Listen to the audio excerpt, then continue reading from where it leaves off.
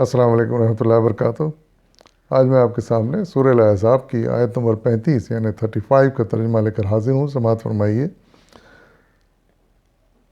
اعوذ باللہ من الشیطان الرجیم، بسم اللہ الرحمن الرحیم۔ بالیقین جو مرد اور جو عورتیں مسلم ہیں، مومن ہیں، مطیع فرمان ہیں، راز باز ہیں، صابر ہیں، اللہ کے آگے جھکنے والے ہیں، صدقہ دینے والے ہیں، روزہ رکھنے والے ہیں، اپنی شرمگاہوں کی حفاظت کرنے والے ہیں اور اللہ کو کثرت سے یاد کرنے والے ہیں، اللہ نے ان کے لیے مغفرت اور بڑا اجر مہیا کر رکھا ہے۔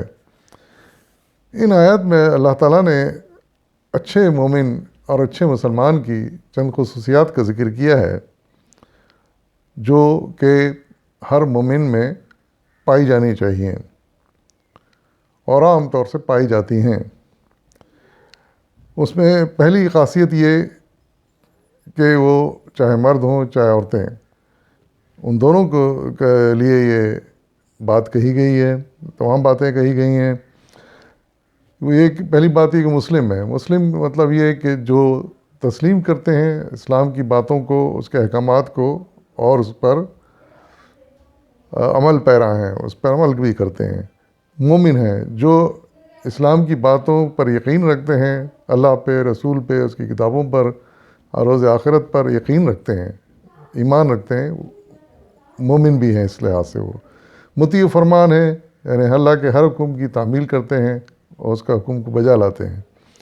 راست باز ہیں، مطلب سیدھے راستے پر چلتے ہیں، سیدھی بات کرتے ہیں، ان میں کوئی ٹیڑھ نہیں پایا جاتا، چاہے وہ دین کا معاملہ ہو چاہے دنیا کا معاملہ ہو۔ صابر ہیں، یعنی وہ ہر مشکل میں، ہر تکلیف میں صبر سے کام لیتے ہیں، کبھی صبر کا دامن نہیں چھوڑتے اور ہر حالت میں اللہ کو یاد کرتے ہیں۔ اللہ کے آگے جھکنے والے ہیں، یعنی ہر حالت میں، چاہے اچھے حالات ہوں چاہے برے حالات ہوں، وہ اللہ کے آگے ضرور جھکتے ہیں، پابندی سے جھکتے ہیں۔ اور پھر صدقہ دینے والے ہیں، یعنی نہ صرف یہ کہ وہ بدنی جسمانی عبادت کرتے ہیں اللہ کے آگے جھک کے، بلکہ وہ اپنے مال کا صدقہ بھی نکالتے ہیں۔ صدقے میں سب سے پہلا حکم زکوٰۃ کا ہے، زکوٰۃ نکالتے ہیں اپنے مال کی، اور پھر اس کے بعد جو بچ رہتا ہے اور وہ نکال سکتے ہیں تو صدقہ اور خیرات نکالتے ہیں اپنے مال میں سے۔ روزہ رکھنے والے ہیں، ان کی ایک خاصیت یہ بھی ہے کہ پابندی سے روزے رکھتے ہیں رمضان کے، اور اس میں کوئی غفلت نہیں برتتے۔ اپنی شرمگاہوں کی حفاظت کرنے والے ہیں، یہ بھی بڑی خاصیت ہے کہ اپنی شرمگاہوں کی حفاظت کرتے ہیں، حیا سے کام لیتے ہیں، کسی کی آگے اپنی شرمگاہ کھولتے نہیں ہیں اور اسے ڈھانک کے رکھتے ہیں ہر طرح سے، جس طرح بھی ممکن بہتر ہو سکتا ہے، چاہے مرد ہوں چاہے عورت ہوں۔ اور اللہ کو کثرت سے یاد کرنے والے ہیں، یعنی ان میں ایک خاصیت یہ بھی ہوتی ہے کہ اللہ کو بہت یاد کرتے ہیں، یعنی اٹھتے بیٹھتے چلتے پھرتے جب جب ممکن ہو اللہ کو یاد کرتے ہیں۔ کام شروع کر رہے ہیں تو بسم اللہ پڑھ رہے ہیں، کام ختم ہو جائے تو الحمدللہ پڑھ رہے ہیں، اور اسی طریقے سے کوئی انتقال ہو گیا، کوئی مصیبت آ گئی تو انا للہ و انا الیہ راجعون کہتے ہیں۔ یعنی یہ تمام باتیں احادیث میں سکھائی گئیں کہ کس طرح اللہ تعالیٰ کو کثرت سے یاد کیا جاتا ہے، کون کون سی دعائیں کی جاتی ہیں، کون کون سے جملے پڑھے جانے چاہیے جو کہ بہترین ہیں اللہ کی نظر میں۔ تو یہ ہمیں حدیثوں سے ان کی تفسیر مل جاتی ہے، وہ جتنی ہو سکے یاد کر لی جائیں اور ان کو بار بار دہرایا جائے ضرورت پر۔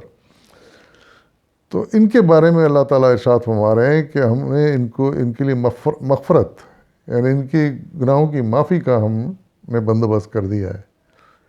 پہلی بات تو یہ کہ ان کے گناہوں کو تھوڑے بہت جو رہ گئے ہیں وہ اللہ تعالیٰ معاف فرمائے گا، ان کی مغفرت فرمائے گا، ان کی نیکیوں کو قبول کر لے گا، اور پھر اس کے بعد ان کی نیکیوں کا بہت بڑا اجر دے گا۔ وہ ہمیں جنت میں جا کر ملے گا جس کا ہم تصور بھی نہیں کر سکتے اتنا۔ اور قرآن میں جگہ جگہ اس اجر کا ذکر آیا ہے جس میں بہترین رہائشیں ہوں گی، بہترین لباس ہوں گے، بہترین کھانے ہوں گے، ہمیشہ کی پرسکون زندگی ہوگی، کوئی پریشانی، کوئی تکلیف، کوئی آفت نہیں ہوگی. یہ ساری جو ہے باتیں اس اجر میں شامل ہیں، لیکن وہ کتنے اعلیٰ درجے کے ہوں گے اس کا ہم تصور یہاں بیٹھ کے نہیں کر سکتے. اللہ نے کہیں کہیں اس کا ذکر کر دیا ہے، اور ہمیں یقین ہے کہ وہ سب کچھ ہم کو ملے گا جس کا اللہ تعالیٰ ہم سے وعدہ فرما رہے ہیں. وآخر دعوانا والحمد للہ رب العالمین.